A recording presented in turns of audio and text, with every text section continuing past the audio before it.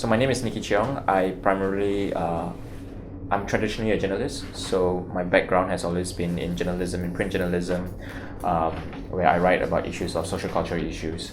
But my primary research interest area is digital cultures, the intersection of digital cultures and politics, and media.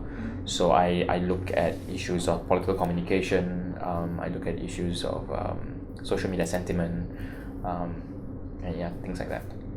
Yes. So we do have obviously legacy. A lot of our media legacy comes from the days of colonization. So RTM, for example, is crafted after the British structures, and the same way with newspapers as well. And we have kind of even after we achieved independence, a lot of the media still kind of followed those kind of structures and were inspired and influenced. So while we used to have broadsheet newspapers with the New Straits Times and things, we slowly moved towards tabloids as well.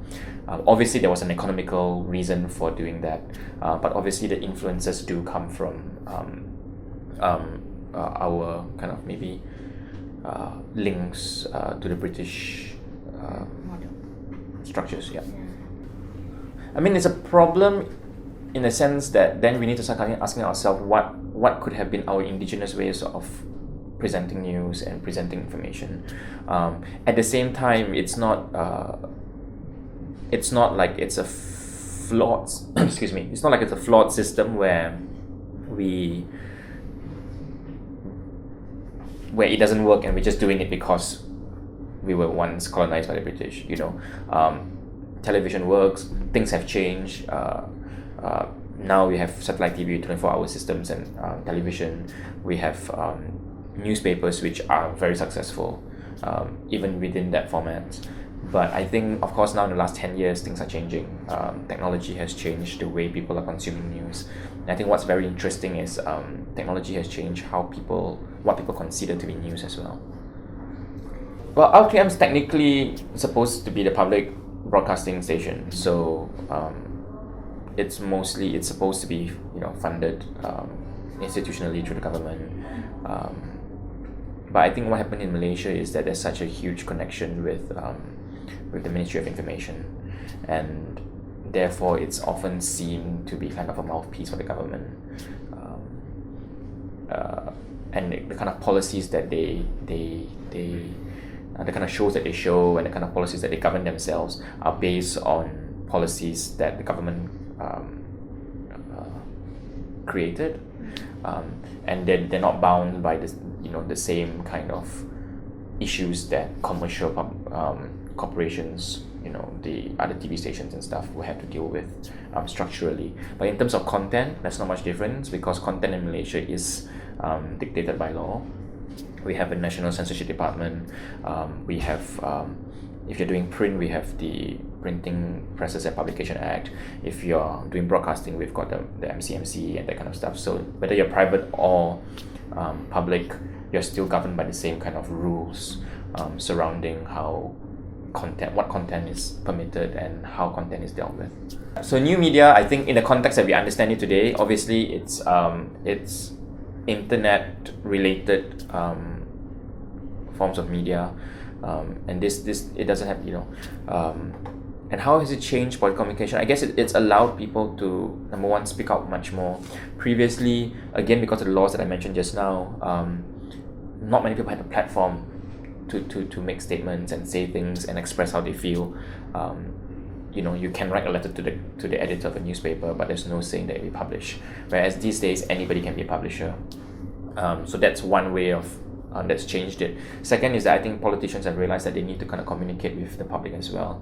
So from our prime minister down to the opposition leader to anyone who's remotely involved in the political scene would have a social media presence for two reasons. One is to kind of say the things that they want to say, but number two as well, so that they can keep in touch with what people are saying, get a pulse of what society feels at that point.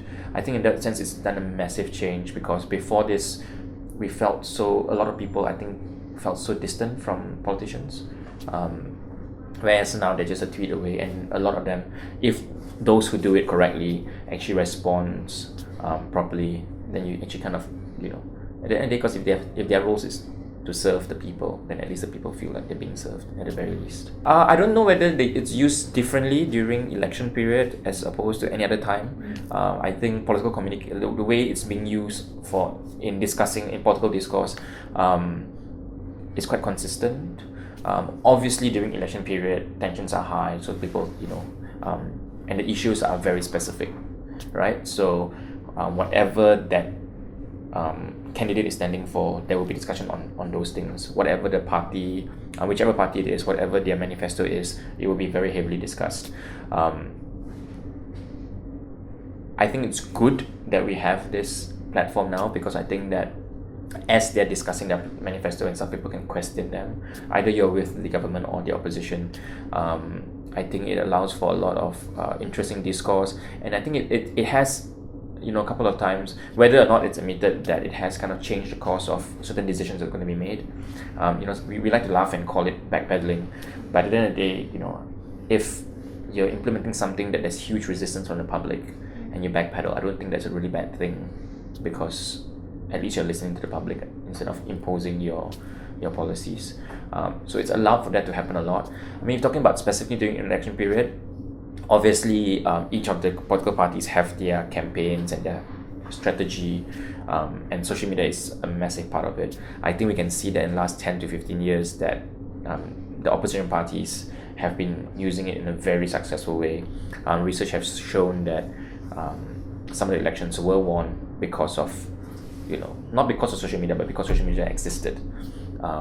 So definitely there's an impact on that side.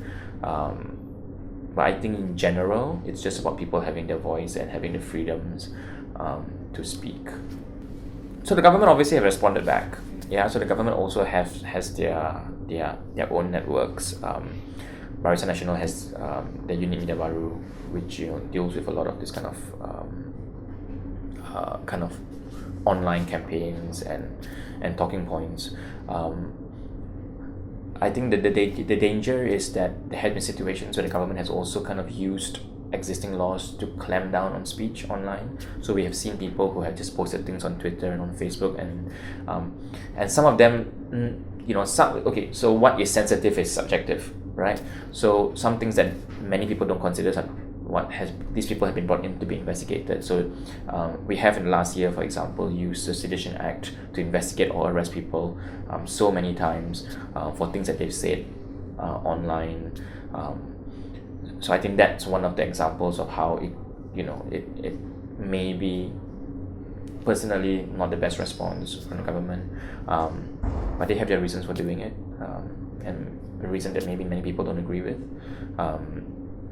I think that's the clearest example, other than the fact that they are all obviously responding, and then there's a lot of conversations these days about the idea of cyber troopers, the practice of astroturfing, and while it's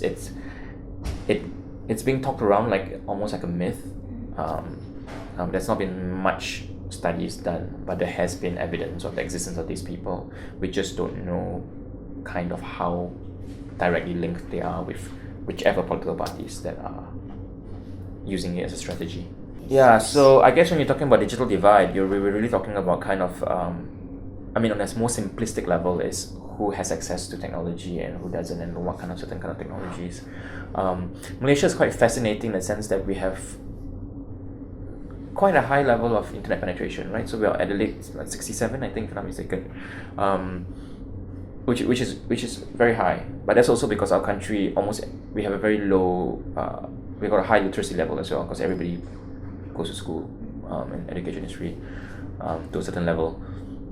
But what happens is that access to the technology. So while you might be able to afford a handphone, you might not be able to afford data and use it the way that anybody else can. The other thing, I think, so that's one problem, obviously, yeah. So you can already see that some people have access to it, able to kind of use it more for their democratic purposes or whatever they want to use, and then there's another set of people who kind of go, I can only use it to actually make phone calls and do my day-to-day lives. There have been initiatives to try and help bridge that. So, for example, and this is not necessarily a good thing, but organizations like Facebook has has worked together with local telcos to give access to their site for free, with something like Facebook Zero and things like that. And there's a huge global zero rating movement that's happening. But I think the other thing that we need to also realize is the language barrier. So we kind of, I think what's happening with the political sphere is that there's a lot of discourse happening in the English language among the English-speaking people. If you look at the tweets and updates from a lot of politicians, a lot of them is in English. Yes, they do kind of have a Malay version as well and stuff, but most of the time also the papers kind of report what's being said with the English discourse. You know, maybe it just happens that the people who speak out, or the activists and that kind of stuff, civil society, also engage in that language. So I think that's also the research is there, but I don't think there's enough kind of research about kind of what's happening with people who speak languages in more less urban areas. And then of course there's a whole community of indigenous people who have no access to these things. I mean, they're worrying about feeding themselves, let alone whether they have access to the internet. So I think we've got a huge problem. So Fast for Malaysia is quite interesting in the sense that so I wasn't the first to start it. So it was started in 2009, if I'm not mistaken, by Reverend Sivan Kit. And that was kind of, I think it was in response to some kind of religious tensions that was happening around. And he thought that as a sign of solidarity, that he would fast, he would get a bunch of friends to fast along with our Muslim brothers and sisters. I attended that as a participant. What we usually do every year is we have a sahur together at one location in KL. And then nothing happened in 2012. So 2011 was the first one, I think. And 2012 didn't happen. And then 2013, when I just returned from doing my masters, and there was a lot of tension happening. And this is a social media thing. It's people are saying all these kind of things on social media, and then we're getting angry and we're responding to it. There's a lot of hate and vitriol and negativity that's spreading around. So we thought one of the ways to do it was kind of flood the internet with positivity. So we came up. We said, okay, let's do this again. Let's do Fast for Malaysia. And I created a Tumblr page where I would collect every photo and tweets and Facebook updates that people had talked about it, whether they were part of the official thing or whether they were doing it on themselves. Because the whole idea is to get people to do their own sahur and do their own buka puasa. And social media allowed us to do that because I could actually curate all the different kind of people who were doing it, the different ways they were doing, what kind of different food they were eating, and I managed to put them together in a Tumblr. I used Storyfy to piece them together. So it would not have the kind of reach it had. I think we got about like 1,000 participants around the world that day. I don't think we would have reached that kind of response if not for social media. So social media obviously has allowed us to kind of even do these kind of activities. And for the last 6 or 7 years, I've been working a lot of kind of campaigns to bring people together, but using social media as the primary tool for information dissemination. So some of the projects I've done include things like the work I've done with Random Alphabets. So Random Alphabet is kind of a non-profit, non-political arts group where we basically just do things for fun. So we do flash mobs, so we've actually done things like, so the one year that we felt, I think this was in 2009 or 10, that we felt that during the Merdeka period that there wasn't any kind of festivity, we weren't feeling very happy. So we decided to hijack the KL monorail, and we brought 70 people with balloons and music and stuff. And so if you're going on a train, we were celebrating Merdeka together, like kind of a birthday party of sorts. We've done, so then following the 2013 elections, there was a lot of tension politically, and the opposition politicians were asking everyone to wear black. But we felt that the country had to move on. If you continue wearing black, we would never have moved on from that day. And we, the only way to get ready for the to move forward is to kind of not leave it behind, because obviously there were issues that need to be addressed, but we didn't think that it was effective to just be angry all the time. So what we did was we organized this thing called Saya Mahu Picnic, and this was really in response to that headline, Saya apa lagi Cina Mahu, in the newspaper, and so we got about 200 people randomly just using social media, just spreading the word. We went to a park in Lake Gardens, and we just sat down there and sang songs, and we asked people to wear clothes in the color of the national flag, just to show that we can just come together, and that despite all everything that's happening politically and stuff, that the people are still united and we're still friends and we get along and that kind of stuff. So these are little things that I've done. I've done 50 by 50 My Malaysia in 2013, where I wanted to kind of show diversity of Malaysia. So I traveled to 13 states in 15 days. So every day we just flew or drive to a different state and randomly find people. We just drove into a kampong and looked for the makcik and spoke to them, or go to like a sundry shop or something and just get their stories, what do you do and stuff, just to show how diverse the country is and how much, despite how different we are, that we have also so much things in common. And that also used, of course, social media as a platform to get people to support us and get us out there and stuff. And then we had an on-ground activity with the roadshows, well, not roadshows, but the visits, and then a 17-day exhibition, a 2-week exhibition in Pavilion KL.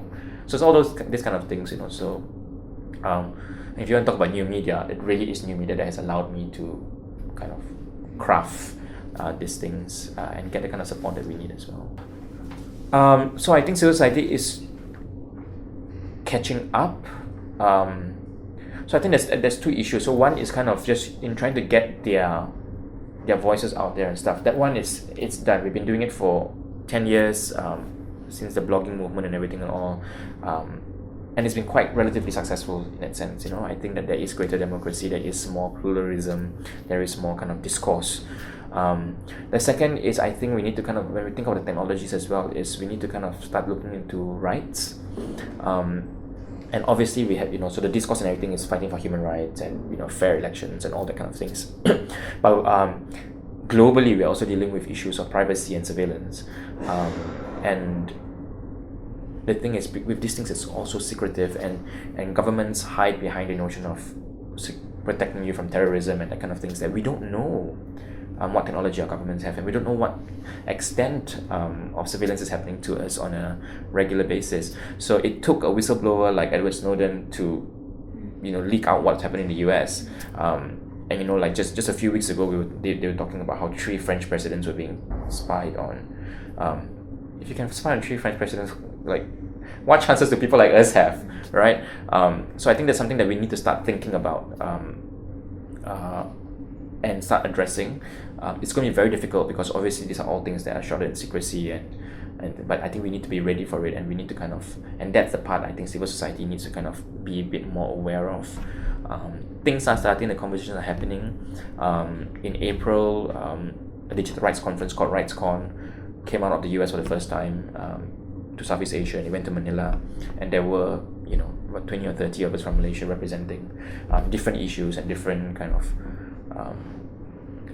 courses, talking about the issues that we were dealing with and stuff. And there was a lot of exchange with other people in the region. Obviously some countries are a bit more blatant about their kind of filtering and stuff, so they have more experience with it, whereas in Malaysia we are always kind of we not hide, but we think that we are okay because we've got the Internet Bill of Rights that says that the internet will not be censored. At the same time, not many people know that actually we have been censoring websites, even though we've had that bill of guarantee. So we think that we are okay, but we don't know the little things that are happening. So I think this is where civil society needs to pay a bit more attention into. And the movement is growing, but obviously not as strong yet, because I think they all see it as one cause, as opposed to this one thing would have an effect on every single right issue that we're dealing with.